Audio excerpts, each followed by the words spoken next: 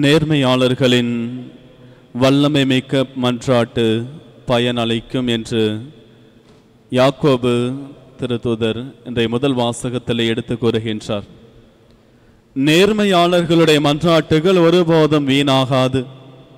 நேர்மையாளர்கள் முழு நம்பிக்கையோடு கடவுளிடத்தில் ஜெபிக்கின்ற பொழுது அவர்களுடைய வார்த்தைகளானது கடவுளால் கேட்கப்பட்டு அதற்குரிய பலனை அவர்கள் பெறுவார்கள் என்று குறிப்பிடுகின்றார்.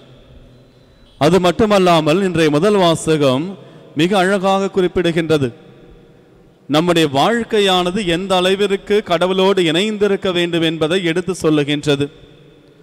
கிறிஸ்தவர்களாகிய நமக்கு ஜெபம் என்பது வேறு, நம்முடைய வாழ்வு என்பது வேறு அல்ல.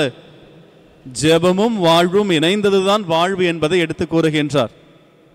எப்பொழுது நாம் கடவுளோடு இணைந்திருக்க வேண்டும் என்பதை அவர் வலியுறுத்துகின்றார்.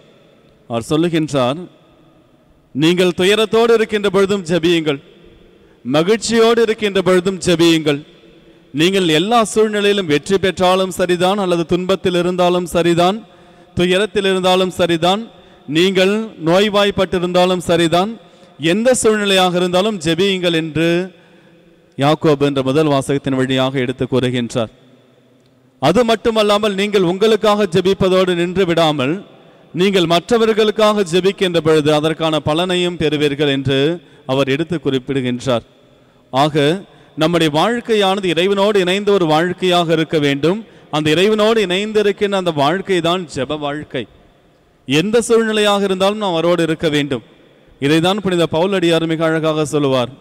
1 தெசலோனிக்கர் 5வது அதிகாரம் 17வது வசனம் 18வது வசனங்களில் மிக தெளிவாக குறிப்பிடுகின்றார். இடைவிடாது இறைவனிடம் வேண்டுங்கள், எல்லா சூழ்நிலையிலும் கடவுளுக்கு நன்றி செலுத்துங்கள், எப்பொழுதும் மகிழ்ச்சியாக இருங்கள்.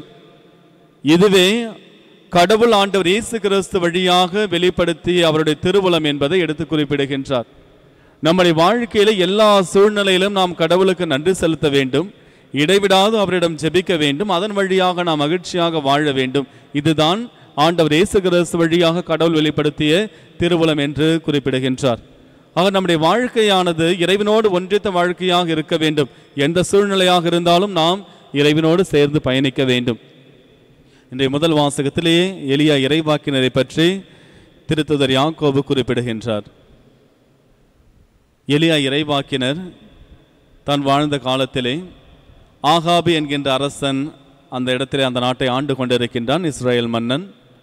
இந்த ஆகாபு அரசன் கடவுளுடைய பாதையை பின்பற்றாமல், கடவுளுடைய கட்டளைகளுக்கு இணங்காமல், கடவுளுடைய வார்த்தைகளுக்கு செவி கொடுக்காமல் தான் விருப்பப்படி வாழ ஆரம்பிக்கின்றான்.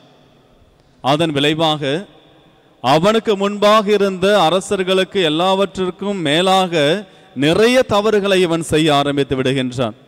விவிலியம் எடுத்து சொல்லுகின்றது, இவனுக்கு முன்பாக இருந்த அரசர்களை விட அதிக அளவிலே இவன் பாவம் செய்கிறான் என்று. அது மட்டுமல்லாமல் புறவினத்தாராகிய அரசனுடைய ஈசபெல் என்கின்ற ஒரு பெண்ணையும் மணந்து கொள்கிறான். மணந்த பிறகு பாகால் தெய்வத்திற்கு என்று தனியாக ஒரு கோவிலை கூட கட்டுகின்றான். பலிபீடம் அமைத்து அங்கே பலியிட வேண்டும் என்பதற்காக என்று ஒரு கோவிலையும் கட்டுகின்றான். இவனுடைய பாவமானது அதிக அளவிலே அதிகரித்து கொண்டே செல்லுகின்றது. இவனால் அங்கிருந்த மக்களுடைய பாவங்களும் அதிகரிக்கின்றது. அங்கே அந்த நாட்டிலே கடவுளுடைய வார்த்தைகளுக்கு செவி கொடுப்பவர்கள் யாரும் இல்லாமல் போய்விடுகிறார்கள். எலியா இறைவாக்கினர் இந்த ஆகாபு அரசனுடைய அரண்மனைக்கு செல்லுகின்றார். அங்கே சென்று இந்த ஆகாபு அரசனை பார்த்து சொல்லுகின்றார், உன்னுடைய பாவங்கள் அதிகரித்து கொண்டே சென்று கொண்டிருக்கின்றது, உன்னுடைய அரசானது விரைவில் வீழ்ந்துவிடும் என்று கூறிவிட்டு அவர் சொல்லுகின்றார், இனி இந்த நாட்டிலே ஒருபோதும் மழையோ பனியோ எதுவுமே பெய்யாது என்று அங்கே அவர் குறிப்பிடுகின்றார். விண்ணை நோக்கி கடவுளிடத்திலே ஜெபிக்கின்றார். கடவுளும் அவருடைய வார்த்தைகளுக்கு செவி கொடுக்கின்றார்.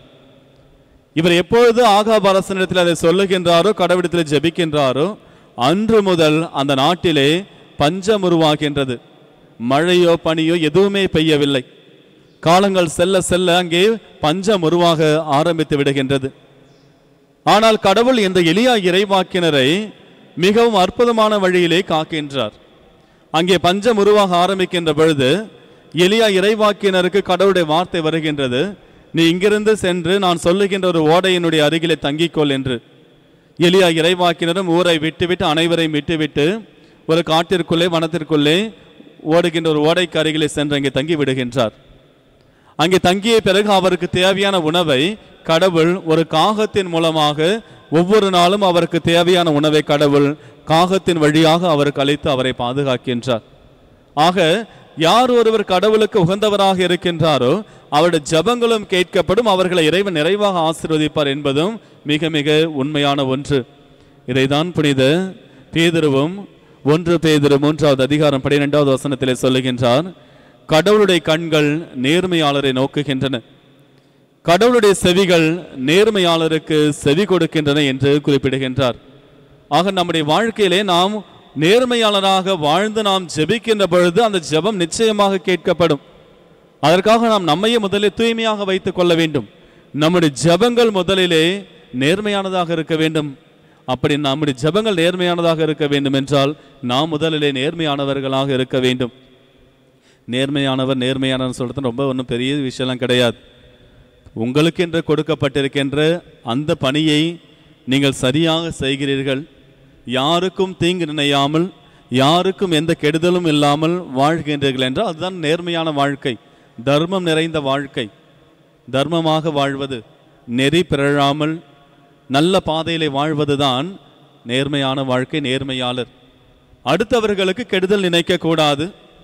அதே நேரத்தில் உங்களுக்கு கொடுக்கப்பட்டிருக்கின்ற கடமைகளையும் பணிகளையும் நீங்கள் சரியாக செய்ய வேண்டும்.